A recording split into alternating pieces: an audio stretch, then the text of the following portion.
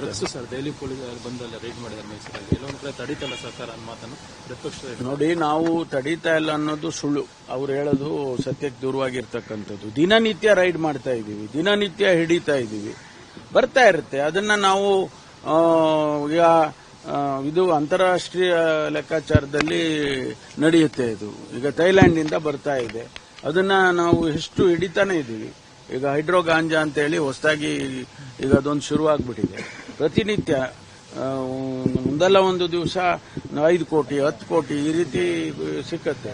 ಮೈಸೂರಿನಲ್ಲಿ ನಡೆದಿರೋ ಘಟನೆ, ಅವನು ಯಾರೋ ಕರ್ನಾಟಕದಿಂದ ಹೋಗಿ ಅಲ್ಲಿ ಕಾರ್ ಸಿಗಾಕೊಂಡು ಅವನು ಡ್ರಗ್ಸ್ ಇತ್ತು ಆ ಕಾರಲ್ಲಿ ಹಾಗೆ ಅಂತೇಳಿ ಅವನ್ನ ಟ್ರ್ಯಾಕ್ ಮಾಡಿಕೊಂಡು ಅವನ ರಿಲೇಟಿವ್ ಯಾರೋ ಅಂತೇಳಿ ಬಂದಿದ್ದಾರೆ.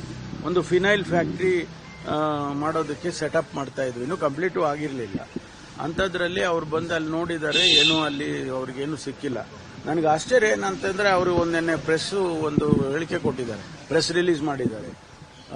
ಅದರಲ್ಲಿ ನಮಗಿಷ್ಟು ಅಲ್ಲಿ ಸಿಕ್ಕಿರೋದು ಬೇರೆ, ಬಟ್ ಕರ್ನಾಟಕದಲ್ಲೂ ಸಿಕ್ಕಿದೆ ಅಂತಕ್ಕಂಥ ಹೇಳಿಕೆ ಕೊಟ್ಟಿದ್ದಾರೆ. ಅದನ್ನ ನಾನು ಇವತ್ತು ಕೂಡ ನಿನ್ನೆ ಮೈಸೂರಿಗೆ ಹೋಗಿದ್ದೆ. ನಾನು ಅಲ್ಲಿ ಕಮಿಷನರು ಮತ್ತೆ ನಮ್ಮ IG ಅವ್ರ ಜೊತೆ ಎಲ್ಲ ಮಾತಾಡಿದಾಗ, ಇಲ್ಲ ಸರ್, ಏನು ನಮ್ಮ ಜೊತೆನಲ್ಲಿ IB ಅವರು ಇದ್ರು, ನಮ್ಮ ಜೊತೆನಲ್ಲಿ ಅಲ್ಲಿ ಯಾವುದು ಮೆಟೀರಿಯಲ್ ಯಾವುದು ಸಿಕ್ಕಲಿಲ್ಲ ಅಂತ ಹೇಳಿದ್ರು.